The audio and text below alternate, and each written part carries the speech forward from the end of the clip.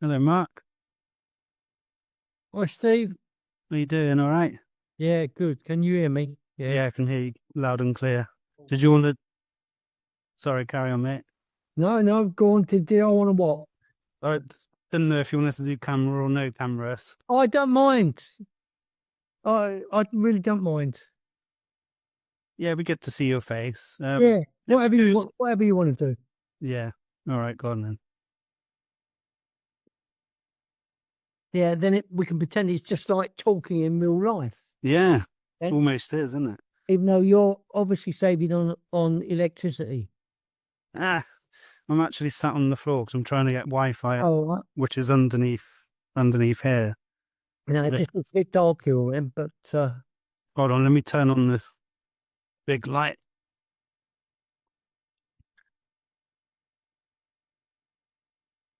hey, look, don't put it on for me. That's all right. It's getting late, isn't it? 8 o'clock. I'm thinking, what's he do up until 8 o'clock then? Ah, getting my Uh, daughter ready for bed. Oh, right, because 8 o'clock I start dozing off in front of the telly about this time Yeah, normally. yeah, yeah. Well, my excuse is I'm old. I don't know what your excuse is. I feel old, but you're looking really well, man. Seriously. You. I'm not going to argue. What's your secret then? I reckon it's I've led a very stress-free life brilliant. You've in, done what you in advertising. yeah.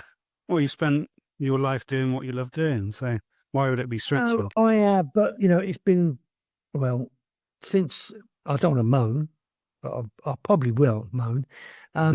Since the turn of the century, it's been hard to oil the wheels in the same way that it all felt a bit more free flowing before the turn of the century. And Yeah. now bloody hard work.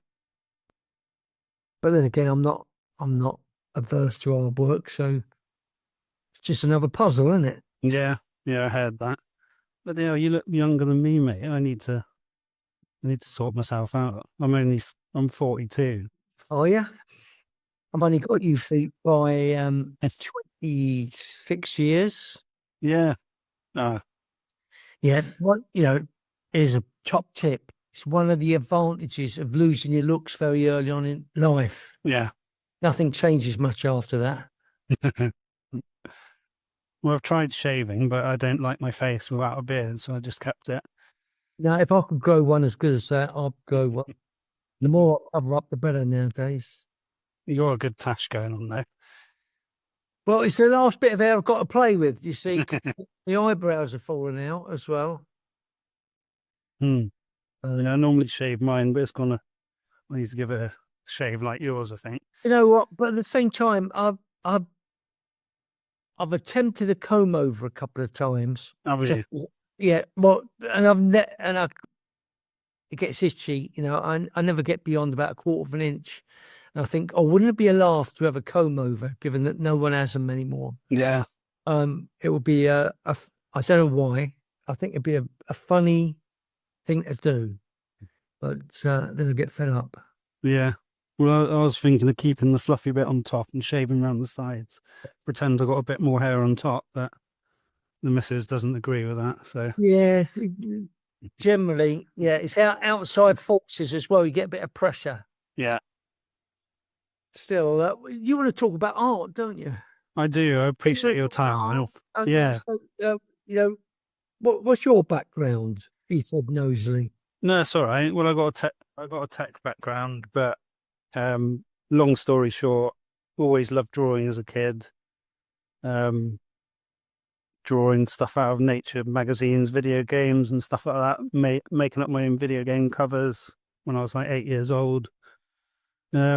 Studied art, GCSE, really enjoyed it, got a good grades, and went on to A level.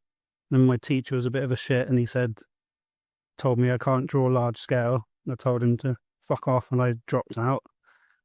Then I ended up doing a more vocational one. Sounds like similar to what you did. So as a GMVQ rather than an A level. Oh, okay. And And then after that, I wanted to go to art college, but I was really anxious and quite shy and introverted back then. And I stayed at my sixth form and did a bit of art, did technology, did a bit of IT stuff. And then, I'm basically working at Dyson in my day job. I'm a optimization executive, which basically means I do A/B testing on the website. Well, And that you've lost me already, don't you? yeah, no, I know. Optimization testing, that sounds brainy, and it sounds like you're doing something that is valuable nowadays. It is valuable. Yeah, you can Even see though, much. ideas, from an advertising background, Yeah. that's what's gone pear-shaped advertising wise. Ideas have lost their currency, Yeah, he said provocatively. And I always thought, because officially my day job is shooting TV commercials, being a director. yeah, But I always thought, oh well, if the directing don't work out, and here I am 35 years later, or about 35 years later, if it don't work out, I can always slip back into the creative department in an ad agency, yeah, because ideas will always be needed. But it seems like they're not now, yeah, judging by what's on my telly. yeah. Yeah, I remember what you said about there was a lot of humour in ads back in the day, and it seems to have that has disappeared. Yeah, I like stuff, and that leaks over to art. We're going to talk about art in a minute. Yeah, yeah, we were. But that leaks over to art for me, Yeah, so far as my favourite artists, generally, massive generalisation, have got a bit of wit about their work. yeah, Like I say, massive generalisation. yeah. Like Shrigley, or you mentioned Shrigley, didn't you? Yeah, I love Strictly personally, Yeah, and again, I couldn't tell you what art is for bloody years and years and years. People would say to me, "Oh, you're an artist," and I'd say, "I'm not an artist. I'm a commercial artist. I'm in advertising," but I refused to accept that I was an artist. It didn't sit well with me. yeah, And I see Shrigley's stuff, and I think that's what I want to do when I grow up. I want to be an artist like that. It feels yeah, a lot easier to accept that. And you take someone like Banksy, in fact, thinking about what's currently popular, and universally popular. You take something like Banksy, and he comes up with a kind of what I would term old-fashioned good ideas, like advertising used to. yeah, His work smells a lot like advertising to me. yeah. Insofar as he's got an idea in it. Maybe he was an old ad man. We don't know, do we? Well, of course, officially we don't. No, No. Oh, but you do you? no, of course we don't. Yeah. So going back to the art thing, so in 2019, I started pursuing art again, and just for fun, realised I missed it loads after 20 years. Got my own art studio. I live in Swindon. You probably never been to Swindon, have you? It's not much here, really. I don't think, do you know what? I might have done, Yeah, but I don't think I have. yeah. I Yeah, would have done there for pleasure. I would have done there because, back in the old advertising agency days, you'd work on something like Asda, and then before you know it, you'd be on a train to Newcastle because they got a big Asda there. So I used to, if there's a factory in Swindon of something that I used to advertise, then Yeah. I might have been there. We've got Honda, WH Smiths, Nationwide. That's the main ones, I think. Yeah, of course, I haven't worked on any of those. So. No. Yeah, so we got an art studio. It's in an old post office. Um, Decided I want to pursue it as a career, so I've been had about 5 exhibitions a year. Well, Since 2019. you're doing better than I am. That sounds pretty bloody good. And he said very nosily, "Are you selling much?" No, not yet. So the reason to cut a long story short again, what I wanted to do, I found out about Dave Trott about 10 years ago, but I didn't know where to apply his teaching because I didn't know what I wanted to do then. But I had the idea to use like advertising principles to promote my artwork because Dave speaks about getting inspiration from two different places and putting them together. Oh yeah. And I'd say a lot of people are not using that mentality from ads. A lot of artists don't want to bloody promote themselves, do they? They're totally against it. But I'm really open to learning this stuff, and I've booked September next year. I've booked an old crypt which is below St Pancras Church. So I've got an exhibition called Memento Vivere, which means remember to live, and I've got 12 paintings I've painted already. There's quite a lot of humour in it around death and some of my own experiences that I take the piss out of. I had kidney failure twice, and Oh, blimey. that was all shit. And I'm doing really well now, but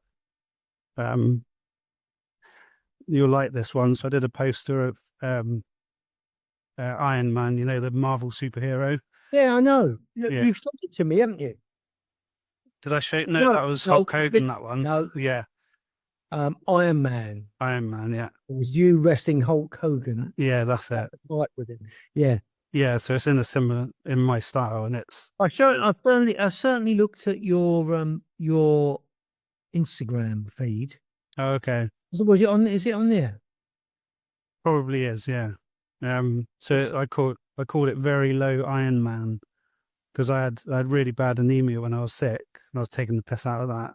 I like it. That was really popular because it was like self-deprecating, and it's opening up a conversation to it as well. So I love that kind of taking the piss out of myself whilst kind of creating awareness for stuff that's going on.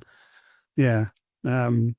Yeah, so I booked this crypt under St Pancras Church, and I've given myself a year to really get stuck in and like make it a massive event. So I guess I just wanted to chat to you about your art experience. I saw your Jealous Gallery video. That was impressive. Do you want to talk a bit about that? How that? Which one? Because there might be a couple on Instagram. Was it? Yeah, there was the Evil Supermarket, and then there was the other one, wasn't there? And then, I've done 2 exhibitions at Jealous. Yeah. And the first one was called Art Mart. Yeah. But I turned it into a 50s, 60s, 70s bit of a hybrid. Supermarket. And the second one was the Shit Show. Yeah. But the first one, it came about by accident, really. What happened was, a mate of mine, Dave Bonaguidi, who's a very, very famous ad creative, he set up 2 agencies. One was St Luke's, and the other one was Karma Armour. Very successful agencies that Dave started. So he's well known in the ad world. And he decided, he's a bit younger than me, but at a certain age, he decided to become an artist. His creative work wasn't being appreciated in the ad world, and he got fed up with dealing with awkward characters, I think, and he became an artist. And because I like social media, I was on Facebook. I see a post from Dave. He's got an exhibition on down at the Jealous Gallery. And I didn't know much about the Jealous Gallery, to be honest. I knew it was in trendy East End. And I thought, oh, bloody hell, Dave's doing well. I've got to go to his private view. And something happened that night. I couldn't make it. And I don't like letting people down, because I'd said on Facebook that I was going. And I thought, well, I'll go the next day. I'll go the next day, and take a picture of myself next to the biggest bit of art and buy the smallest bit of art, which I did. So I went down there, and he'd already said, "Oh, Mark, you want to meet the boss of the Jealous Gallery, Dario, who owns it, is the owner." And I thought, there was a bloke in there. He was adjusting a picture. I walked in the gallery, no one in there because obviously it's the day after the private view, and he looked a bit Italian, this bloke adjusting a picture in there, the only man in the shop. And I said, "Are you Dario?" He said, "Yeah, who are you?" I said, "Well, I'm a mate of Dave's. I'm Mark, Dave's mate." And David already showed him a bit of work that I'd done. I've recently come up with an idea for a business card for my creative partner, Kate. Designed her a business card, and because she's Chinese, painted her blue. I like Tretikoff's Chinese girl. Yeah. I thought it would be a good image for a business card because I like pictures on my business cards, and I like the people around me to have pictures on theirs. So we painted her blue, shot her with my photographer friend, Joe Giacomet, the very talented Joe Giacomet. I got my lovely stepdaughter to paint Kate's face blue. She used to do her hair. And Dave had shown that image, turned out pretty good, had shown that image to Dario. And Dario said, "Here, did you do this Chinese girl picture?" I said, "Yeah." And he said, "Well, someone's just pulled out of a show at the gallery. Do you want it for 10 days? I said, "Yes, please." Brilliant. Not being an artist and not, not admitting that, but that I was thinking, what am I going to put up then? I haven't got any art. So I had 3 weeks to put a 10-day exhibition together. So we did a show, and I rifled through my archives and found that I actually did have enough to fill what I thought was a good idea, turning it into a supermarket. Because I didn't realise, not knowing much about the art world, that was a commonplace thing to actually give the gallery itself a theme. I thought, well, who knows? Chances are that no one will ever give me a chance to do a show again. So let's go out with a bash. Yeah. And or a bang and have a big bash. Go out with a bang, have a big bash. Spunk a load of money on turning it into a 50s or 60s, 70s supermarket. Yeah. Get some beers in, have a laugh. Of course, I've forgotten what the question was now. But you answered that. Yeah. That was my foray into the art world, basically. Yeah, that was it. How I was asking how you got into it, because I saw the video of it, but it didn't explain how it all came about. And then the second one, how that was a few years after the first one. I think it's about 6 years after the first. Oh, 6 years. Yeah. Yeah, 5 or 6 years. And because actually that's over a year ago now. Blimey, don't time fly. Yeah. Dario asked me again, and I came up with a concept of these alternative road signs. Let's call them that. And for instance, one was a road sign that had 2 arrows going up, like a fork going up. Yeah. And it's milk, and then pointing down, it said lemonade, and there's a little spur, a little side road that led to the chocolate factory. So that was, but it was part of a whole. You know what I was going to say? Campaign. Just shows you that I'm trying. It's not a campaign; it is a collection. So I thought that's going to be the theme. These alternative strange road signs called Directions to the Chocolate Factory. And I had that all kind of set up, and I thought, yeah, okay. We tarmac the floor. I put crushed barriers around the outside See, I wanted to take over the gallery again and do a bit of a thing. Yeah. Have some emergency phone there with a poem about getting lost on the motorway. And right at the last minute, I thought, no, actually, I'll do something different. It really was right at the last minute.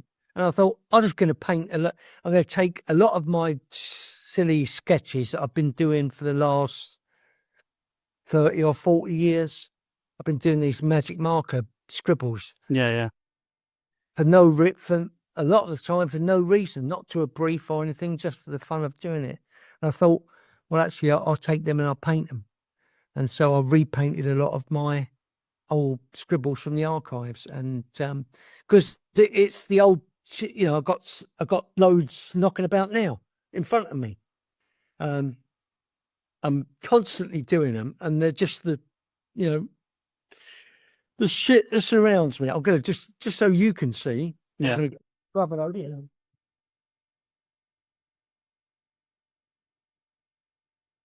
That's a load that I just happened to have on the floor next to me. Oh, brilliant. Yeah. And then I've got archives full of them, silly ideas.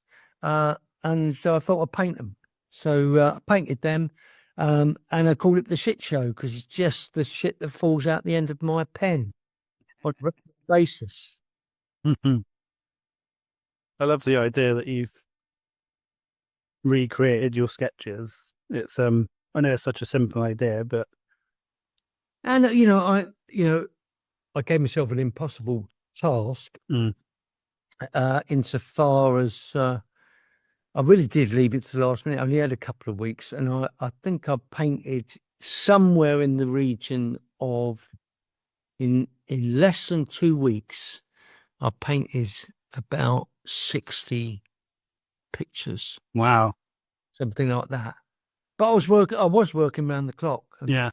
Ends and 2 o'clock in the morning. But it was fun. Yeah. I learned a lot. I hadn't picked up a paintbrush since I was at art college. It definitely helps having a deadline. If you know you've got this exhibition, you've got to get it done. And that's not, I've always been the same insofar as if someone gives me a task, I leave it to the last minute. Yeah. I've always done that, even in advertising. I've done the same. I leave it to the last minute and pedal like fury. Yeah. It always comes. My old creative partner, Chris Palmer, he used to, I wouldn't say panic, but he used to get a little bit tense leading up to a deadline. And I'd always say, yeah, don't worry. We'll come up with an idea. Something will happen. Always does. And old habits die hard, don't they? And I've kind of got the same approach to art. Yeah. Insofar as I have to set myself a deadline, even if it's a pretend one. Yeah. So do you think that got your name out there as an artist then? Because it's in like Dalston, isn't it? It's like there's quite a big kind of alternative art scene up there now, isn't there? Well, it's jealous. They're Oh no, Shoreditch, isn't it? That's Shoreditch. Yeah. I forgot. See, I told you it was late, didn't I? I'm getting a bit tired. Shoreditch. I forgot. Well, it helped.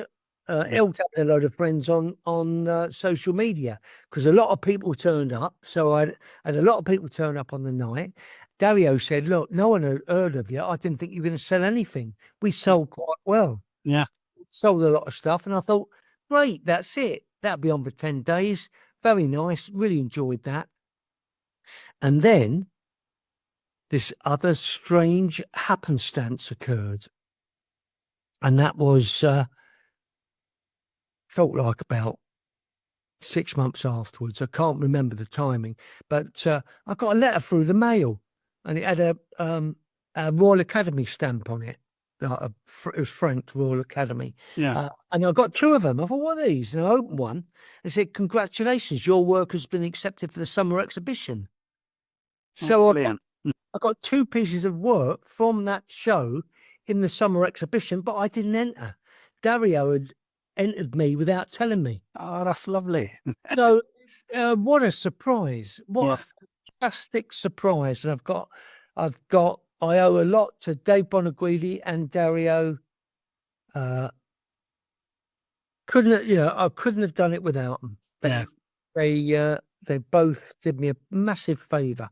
And it was in the that year's summer exhibition when it was curated, if that's the right word, by Grayson Perry. Yeah. And it did bloody well, sold out.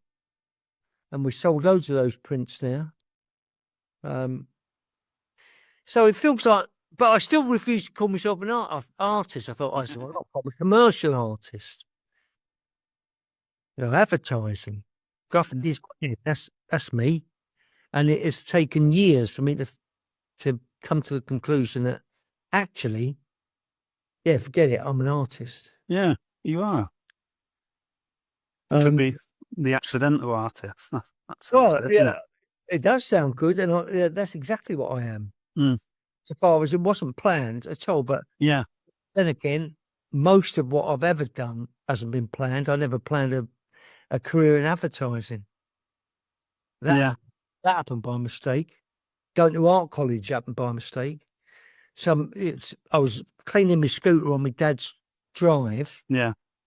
Back in the 70s, and a bloke on a moped pulled up and started talking to me, a stranger. Just because I had a flash scooter that I'd sprayed myself, being a bit creative even when I was younger, and he started talking to me, and he said, "Well," he said, "What are you going to do?" 'Cause it was that summer before, when we left school and before we started work. I said, "Well, I'm thinking about being an hairdresser." And I tried to get into art college, but I couldn't get in because I didn't have enough O levels. And he said, "Well, I'm going to this art college. It's for thick people. Mhm. You only need 3 O levels to get in." So I was in. So I went there, and everything else has kind of happened by accident, really. Yeah. Yeah, I remember hearing about that story. Who was the guy again? You're in touch with him still? Yeah. Oh, his name's Duncan. And in fact, before I signed in for this chat, I was on the phone to him. So I've known him since I was 17. So you're talking about 51 years I've known him. And he's come back in my life again, insofar as he's had a very interesting story, insofar as he became a photographer, quite a famous, or infamous, I should say, paparazzi photographer. Oh, yeah. He had a reputation among paparazzi photographers of being able to get into the places that no one else could get into. So he lived this life like a secret agent, and it really was. He lived a very, very exciting life, and he dropping names. He could drop more than most of us. Yeah.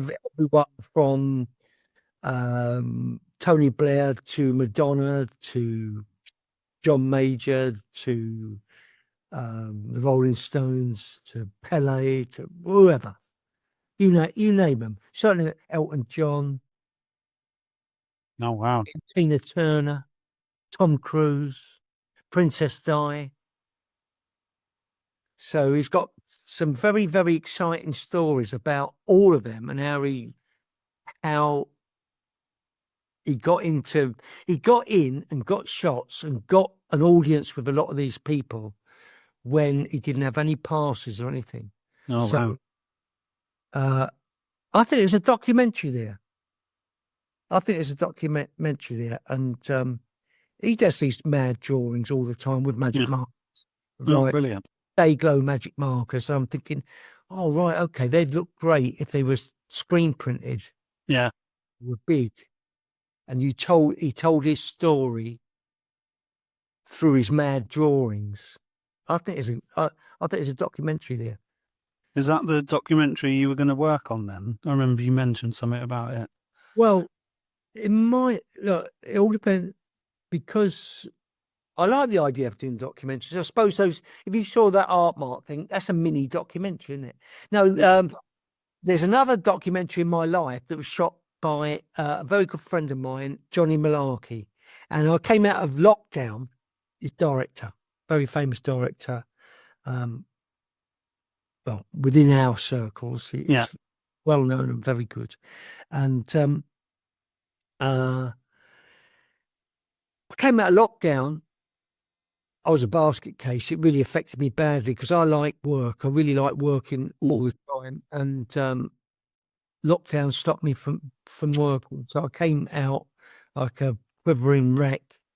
And I thought, great, I'm out.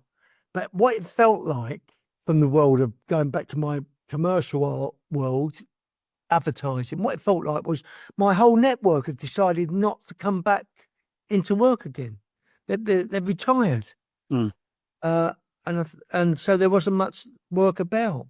So I thought, what am I going to do? And in fact, it really hit home the state of advertising insofar as I was watching the telly because we weren't allowed out, and I made a conscious effort not to fast forward through the ads. And I thought, they're not as entertaining as they used to be. They're not. Where's the showbiz? Where's the humour? Yeah.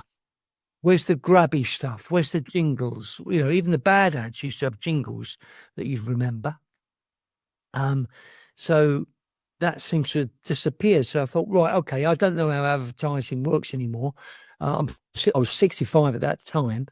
It's about 3 years ago. And I thought, it's 2 years ago, wasn't it? It wasn't 3 years ago. I thought I'll volunteer to be an intern. And because I like social media, I went out on Facebook, LinkedIn, said, who wants a 65-year-old intern? So Johnny, who I mentioned earlier, Johnny Malarkey, I phoned him up and said, here, do you want to do a little trailer for me being an intern? And again, I don't know if you saw that on my Instagram feed, but No. It's lurking around somewhere. It might be on the Koi Instagram feed. Yeah. Johnny shot a little trailer for me. But a year later, I went to another agency. The first one was St. Luke's. The second one was Grey Advertising. They wanted me as an intern. They asked me to go over there as an intern. And Johnny stayed with me for 10 days. And we have got a 50-minute documentary. Oh, wow. That sounds brilliant. But we're trying to finish it off and get all of the approvals and all the rest of it. And that's a bit of a number at the moment. But that's probably the documentary I might have been talking about somewhere. Yeah. And, when you start thinking about, you want a new car and you know what car you want a Vauxhall Viva.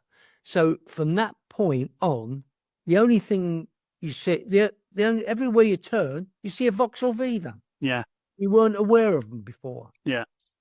So, because I've got documentary at the forefront of my mind, everywhere looks like a documentary. Yeah. So I'll meet my friend Duncan again, the bloke who just turned up and started talking to me. And he tells me, he starts telling me some of his stories, which I knew anyway, but I didn't know them all. Yeah. And I'm on the edge of my seat. They're so bloody exciting. I think this is a documentary. And because I'm thinking about art as well, I'm looking at his mad drawings. I'm thinking, what we do is we tell the story of how you broke into that night of 1,000 stars that had security on there and how you got in and in front of Brooke Shields or Marvin Hagler or whoever. And we animate your great drawings. That sounds great. I'd watch it. So, we're talking about art. I think, art's anywhere I don't know what the definition of art is. I've never heard anyone tell me what art is in a way that I really get what art is, but art's everywhere. It's in a documentary, isn't it? It's in the way you do a documentary. It's in any creative expression, isn't it?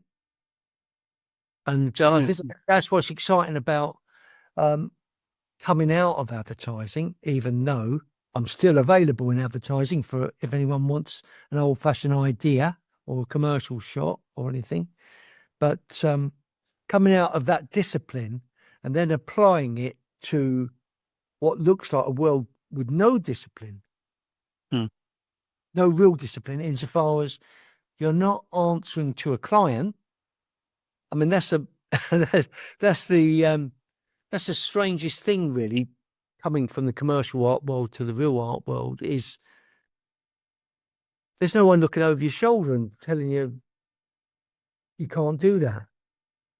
Yeah, unless you're represented by a gallery, you have to Well, at the play moment, by their rules. yeah, But at the moment, no one's telling me what to do. yeah, no, that's great. Yeah, and it seems to be working out okay. Yeah. Still scrabbling, I'm trying to, because I like rules, even if you choose to break them. I'm trying to find out what the rules are, but of course there aren't any. No, there aren't. It's a game to be played, though.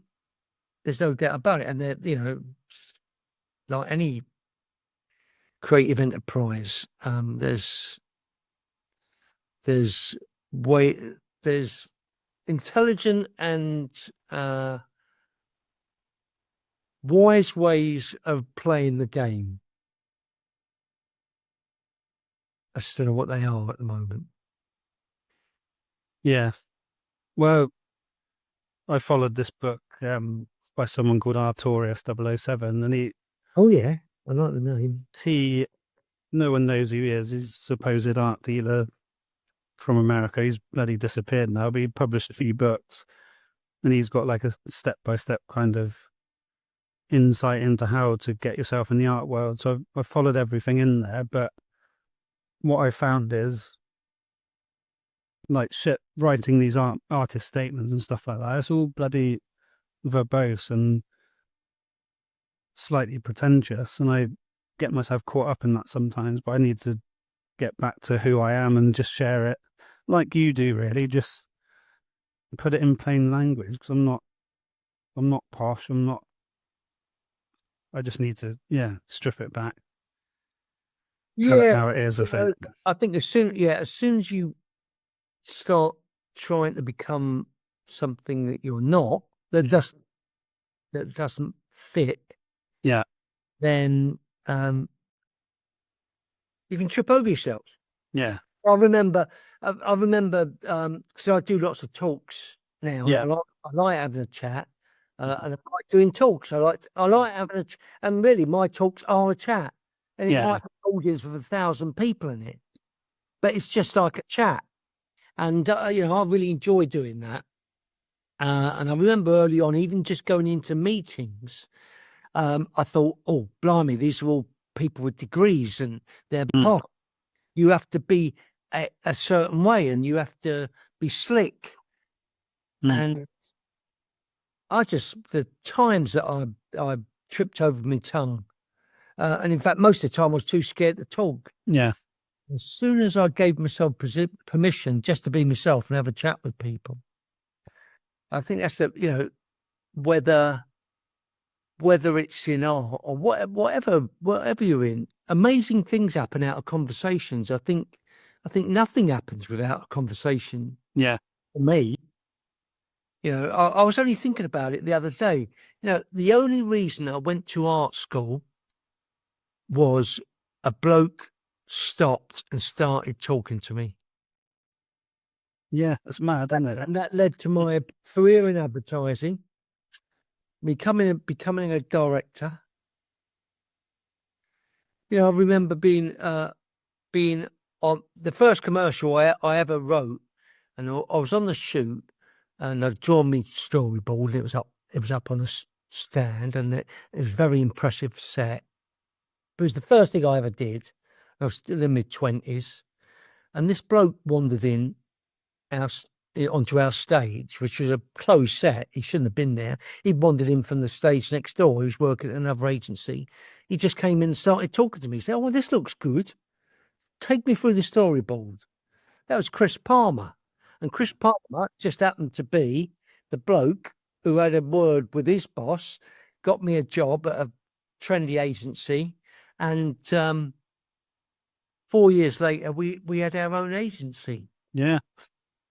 with our names over the door. And that all happened in the same way that Duncan pulled up on his Gorelli moped. Chris Palmer just wandered in and started talking to me. Two of the biggest things that have ever happened to. Oh, well, there's a third one. I see a bloke in the gallery. I say, "Here, are you Dario?" "Yeah, who are you?" We have a chat.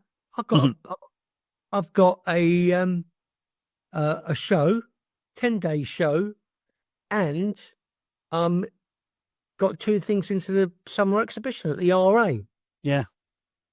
3 examples of pretty good conversations that have led somewhere. Yeah. And you're just being yourself, like you said. You weren't trying to show off to anyone or. There was no pre-planned presentation. Yeah. There was no slideshow. This is what we're trying to achieve here. There was no tech. There was no elevator pitch. It was a conversation 3 times. Yeah. It's led to magical happenstances occurring. That's amazing. Yeah, I try and get out as much as I can and talk to us. That's why we're talking now. You got in touch. I didn't know you. I thought, yeah, why not? No, I appreciate it. Let's have a chat. You're on your journey, and I've looked at your art and thought, yeah, that's got a naive charm. And it's interesting that you said earlier, your art teacher said you can't do things at scale or something like that. And I thought, well, I've been on your Instagram feed. Your pictures are quite big, aren't they? Yeah. Well, I've done a couple of I've done about 6 murals as well. So there's a bit of a fuck you to him. Yeah. Do you know, I sense that. Yeah. Always a bit of a background story here. Yeah. Teachers say you can't do big stuff. Fuck you, I'm going to do big stuff. Yeah. I've picked that up just from having a chat. Yeah. And that was just one sentence that you dropped in early on. And because I'm nosy, I couldn't help myself. I thought, I don't think you sent me an Instagram link. I thought, I bet it's got an Instagram feed, and you have. Yeah. Yeah. Do you know what's funny about this art teacher? My art teacher before him, she was really lovely. I invited her to one of my exhibitions, and she told me this guy, he got fired because he lied about his qualifications. Oh, that teacher. Yeah, literally. So how do you know Dave Trott then? Because I tried looking up on it, but Dave was one of my heroes when I was growing up in advertising. Yeah, I was wondering that. Yeah, he had, again, you're too young to remember, but his agency was a phenomenon. I can't say it. Yeah, believe it or not, I'm not drinking beer. This is tea. Phenomenon. Yeah, he had a phenomenal agency, and I think there was some august advertising body in America in the 80s that voted his agency to be the most creative agency in the world. Yeah. But for us, it was, and because it was like the punk of advertising. They did things like "Hello, Tosh, got a Toshiba." Yeah, I remember that one. People still remember to this day. Arished on and on and on and on and on. The Wholesome Pills ads with Chris Reese-Jones. If you don't know them, look them up. They're bloody great. So he did loads and loads of famous stuff. Yeah. It was always edgy. There's another thing to look up. His LWT posters, which were like propaganda, like funny propaganda. Yeah. And I used to, they were so good. I used to look out for them. I remember I used to commute into London. Then I lived down in the southeast. And I knew that there was a poster holding on Victoria Station, or certainly one of the stations going into Victoria. And so whatever station it was, it might have been the one before. And I used to look out for this poster holding because I knew every week that they would have the new LWT, London Weekend Television, that is, by the way. Yeah. For young people. They'd have the new LWT poster there. So I'll be craning out of the bloody window trying to look at this poster every week. And I know I was like a youngster in advertising, so I was interested, but I can't imagine any punters doing that now. You know, I was really looking forward to seeing it because generally they were a laugh or grabby. Um, and there's a good story behind them as well. So if, you know, and now I reckon you could open a gallery and put them up in the gallery. It would make a bloody good, entertaining show. Yeah. See, if you know, art wise, I like doing in art what I like doing in advertising, and it's missing in advertising now to a greater or lesser extent. There's still some good stuff being done in Adland. You know, I don't want to knock it all, but generally the showbiz bit is missing. The entertainment bit is missing. Yeah. And that's why I love Shrigley's stuff, because I'd say a good percentage of the time that I see it, it makes me laugh. Yeah, same. And it's great. And I was actually talking about Shrigley's work today with someone, and we were analysing it because he patently can't draw the toffees. He really can't draw at all. But it's not just bad drawing. There's a charm beyond that. Yeah. And I suppose that's why they call it the X Factor. It has got the X Factor. What is it about his stuff that's good? Because, you know, it's not like he's right. They're not cartoons, and insofar as, or comics.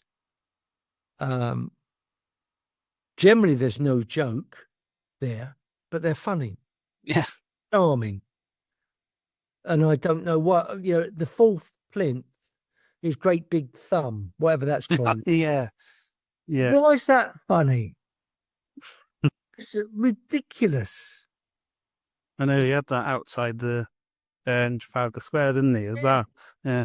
Absolutely bloody ridiculous. And my favorite fourth plinth bit of art. Yeah. Out of everything that's been put on there. But yeah, there's a ridiculous quality to his stuff that I just love. Well, he said he can actually draw better than that. And that's like kind of dumbed down a little bit. Well, fine, But, look, good. Yeah. Good. And I love the when he makes a mistake in the copy, he gets Yeah, I love that. black jobs. Yeah. You know, and again, I'm so badly trained that I've done that a little bit wrong. Screw the paper up, start again. You know, and I've got to kick that out of myself, really. And actually, I've just been thinking about artists. I like Grayson Perry's stuff as well. Yeah. I love the way that he's a walking bit of art, and I love the way that he explains art, and he talks about it, and he makes it very accessible. You know, I like. I mean, you haven't asked me this question, but I'm just thinking about art. No, great. I like Peter Blake a lot as well. Yeah. And I like, you know, wasn't Babe Rainbow, wasn't that printed on tin? And he was just flogging them for relative peanuts and did about 1,000 of them. Oh, really? And just made them very, very, very, very accessible. Mm. And, you know, I love the fact, you know, Davy should be taken seriously as an artist. I think he is. A lot of his stuff goes for big money. And it's, but he can do a key ring and a mug and a salt and pepper pot, Yeah. and a tea towel, and it doesn't ruin his credibility. Yeah, you're right. He collaborates with loads of different people, and it just, it doesn't. It's a real low end stuff. Yeah. Tea towel art, or we can do. And I forgot. Is it Partick Thistle? Is it a Scottish football team? He did the mascot. Yeah, that's it. Yeah. I got the team wrong, but he did the mascot for some Scottish team, I think it was. Yeah. And he's the best mascot in the world. and it's fabulous. So he could do something that is effectively part of popular culture, but it can be proper art at the same time. Yeah. I think that, for me, that's the ultimate aim.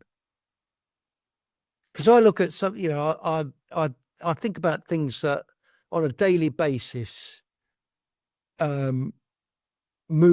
What's art? It should move you in some way, even if it makes you smile. I think humor is as valid as any kind of drama, Yeah. sorrow or pain or whatever other artists try to capture. Any other truth, something that makes you laugh. It's bloody hard to make people laugh. Yeah. Yeah, it really is hard to make people laugh. But I was thinking of something funny then, and so funny that I've forgotten what I was going to say. Oh yeah, look, here's something that moves me. You walk down the supermarket aisle. There's Monster Munch, and then there's the giant Monster Munch. It's the really big Monster Munch. Yeah. And some bright spark has decided to make high end, like a gold ring out in the shape of a Monster Munch. A giant Monster Munch. Now, yeah, so if you want to buy yourself a solid gold ring, got a bit of a giant Monster Munch, you can. Bloody hell. To me, that is art. Yeah. I can't imagine who's going to wear that. Levels. Well, do you know what? I wish I'd thought of it. If I'd thought of it, I'd wear it. Yeah. If someone else had thought of it, I probably wouldn't wear it. But there's certain things you see. I see. Look, I like David Hockney's work as well. Yeah, same. And I like Mr. Bingo. Do you like Mr. Bingo? Do you know Mr. Haven't heard of Mr. Bingo, no. Mr. Bingo. Now, comes a point where is he accepted as, for want of a better term, a proper artist? I don't know. He was an illustrator, came up with a bloody good idea, did this fantastic project that was called Hate Mail. He got people to commission him to send out hate mail. He'd draw these terrible, the beautifully drawn, but they were terrible insults on postcards, and he charged people to send them to their friends or their enemies. And then they did very well and put him on the map. And then he decided to do a beautiful book with all these postcards in, and he put out what is probably the best Kickstarter campaign I've ever seen. He wrote a rap song, performed it, all about these disgusting postcards that he was sending out. And now he's got his own little shop that he works out of in Islington. He's got a great story, but the thread that goes through all of his work is entertainment. It's not only ridiculously funny, most of his stuff, but it's that entertainment thread throughout. So he's an inspiration. There's a lot of, don't get me wrong, I do like the occasional bit of, for want of a better term, serious art. But again, talk about someone who comes from the world of commercial art. I love Andy Warhol's, the best of Andy Warhol's work. Yeah. I know that I'm talking about a lot of very popular artists, but popular's good, isn't it? Yeah. Like Keith Haring, he wanted to get art out to everyone. It's not just for people who understand art, all the posh people. It's art anyone can enjoy. No, I remember going to New York when Keith Haring was big, and there was a big billboard with one of his bits of work on, blown up. It's fantastic, and I kept walking past it, and it filled me with joy every time I saw it. Oh, brilliant! Yeah, and I think generally joy's as having a laugh's good, but just pure joy. How's that for an emotion to uh, to get from doing a bit of art and putting it out there? Yeah, that's the good thing about street art. That reminds me when I set up this project. I don't know if you saw it on my Instagram, but I got 10 different local artists and we painted 10 arches with 10 pieces of art in on this wall. I've glanced at it rather Yeah. than studied it. Now I had a Yeah. chat with you. I'll take a bit of time All right, cool. having a good gander at it. But that sounds like a great enterprise. But that was pretty cool. I just kind of got permission for this wall. I'm not against graffiti at all, but it looks shit. It was just messy, dirty wall. We covered it with beautiful art, and people were coming up to us crying, saying, "Thank you so much. You brightened Oh, the wow. neighborhood."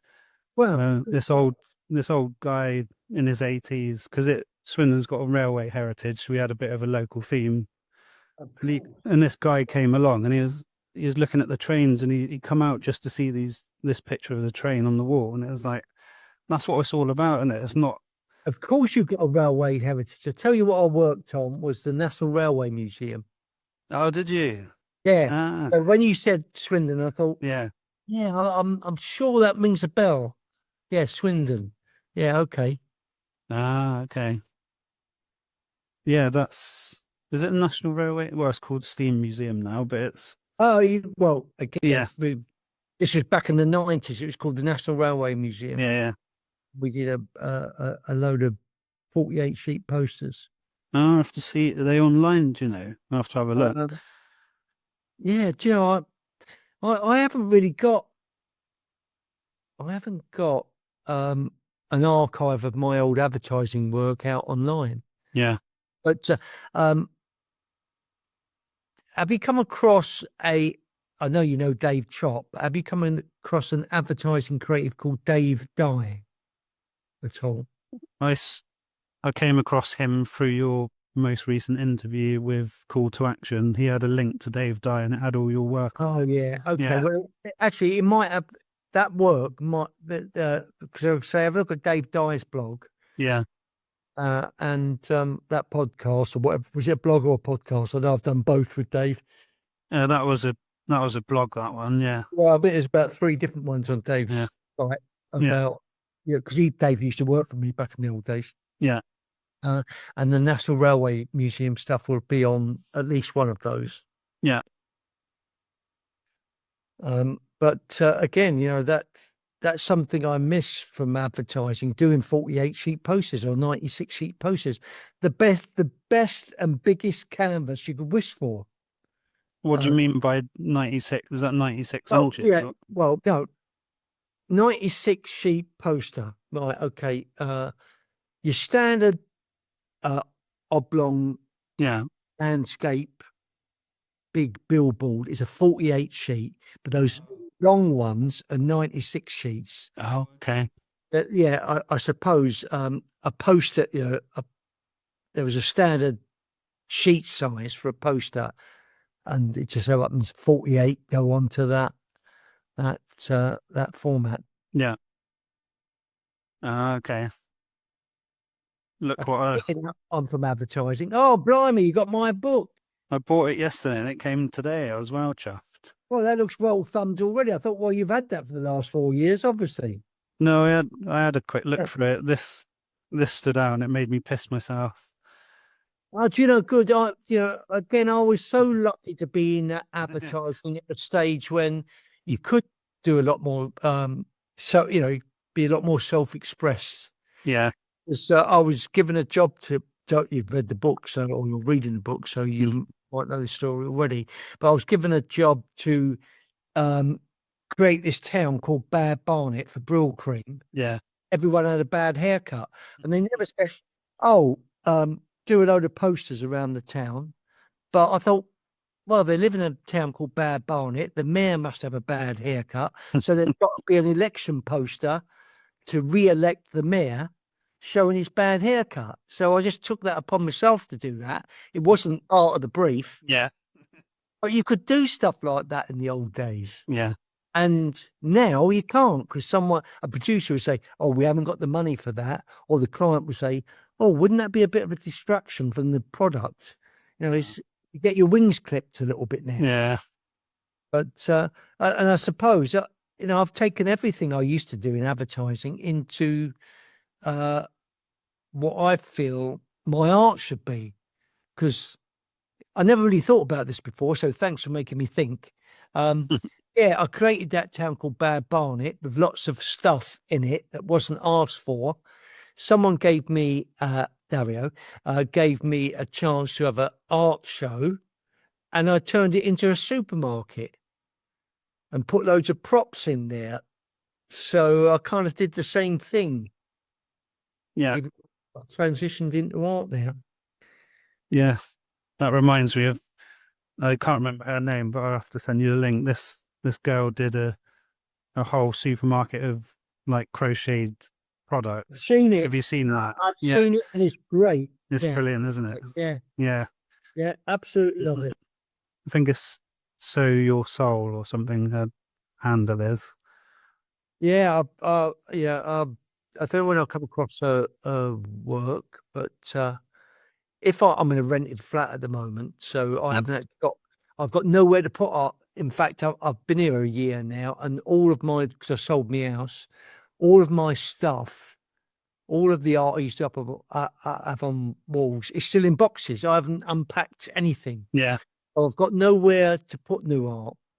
If I owned a mantelpiece, I'd have one of those crocheted baked bean tins. Yeah. Yeah, that'd be cool. Yeah. Yeah, that reminds me, we're buying our first place in the town centre. Oh, great. It's a listed building. It was a Victorian school, and then it was an art college. So I've got old vibes from an art college. That was the art college I was going to go to. Yeah. They converted it into like 20 flats, and it's like there's something that you'd imagine out of New York, like a loft apartment. Oh, that sounds excellent. It's brilliant. Yeah, just waiting to move in. Got that in a studio. Yeah, I've got the studio's like 2 minutes across the road as well. Oh, look, you know what? That's one of the advantages of not living in London. Yeah, that would cost like Yeah, 3 times. At the moment, I haven't got I'd love a studio, but I haven't got one. Mm. Whereabouts do you live in London then? I'm in a great place. I'm in St John's Wood, and Oh, nice. I'm kind of opposite the zoo. Yeah. Yeah, just down the road from the zoo. So I look out my front window, and there's Regent's Park. Oh, nice. So it couldn't be much better from a location point of view. But of course, being in London, you have to pay a lot of money for something the size of a postage stamp. Yeah. But that's all right, because I don't like staying in much. I like going out and talking to people. Yeah. We know that's where all the magic happens.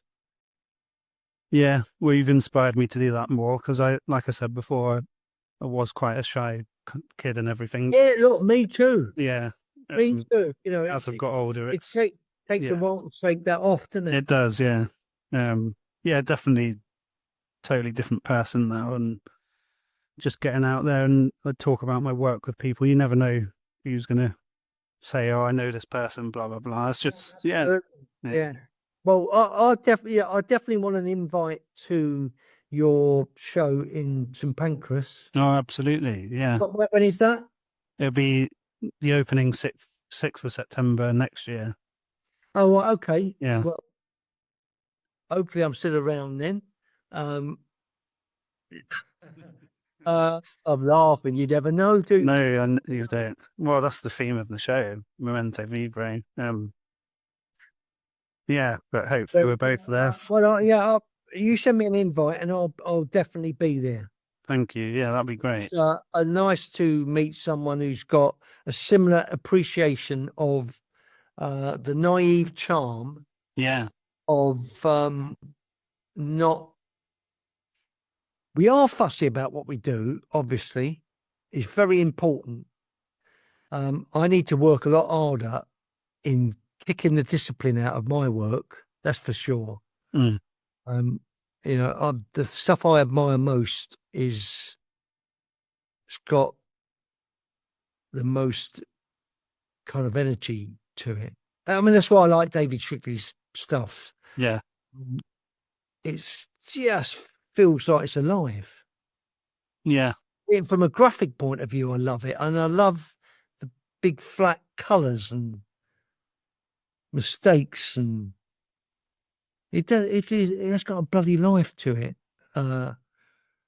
So as I do more and more, I don't know what style, what style am I? I don't know. Do we need a style? Everything I do seems to have a different style to it. Yeah. For the last piece of work, you've got a more definite style, haven't you, at the moment? Yeah. I keep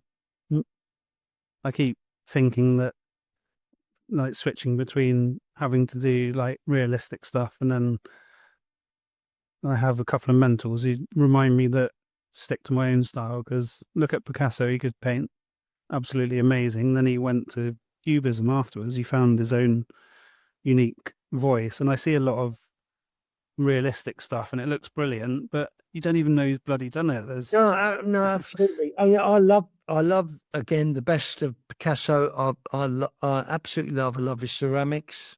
yeah, And I really started appreciating Picasso when I saw a program that was hosted by David Hockney, and he was talking about Picasso, and took one particular picture and described what he liked about it. yeah, And after that, I appreciated it in a way that I've never appreciated it before, and I've been a big fan of Picasso's ever since. He was quite good, wasn't yeah, he? Anyway, yeah. Thank you so much. We've been chatting for over an hour. Yeah, Yeah. Look, really lovely to talk to you. Hopefully, by the time I see you in the flesh next year, yeah, we both will have a lot more art to show off.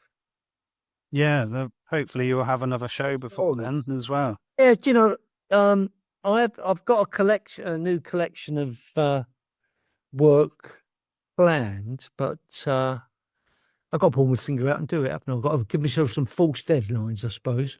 Yeah, no, you'll do it. Hey? I might. Well, I don't know. I might have to talk about hiring you at some point if it's something you'll be interested in. Hiring me? Yeah, help me with the promotions of the show. Oh yeah, do you know? Well, give me that problem. I'll if I can help, I would. Yeah, let me think about it. I'm applying for Arts Council funding at the moment. There's a lot to fill in, but I think the deadline is mid-November, and then I'll find out in January. So let us know how you get on, because it'd be good to compare notes anyway.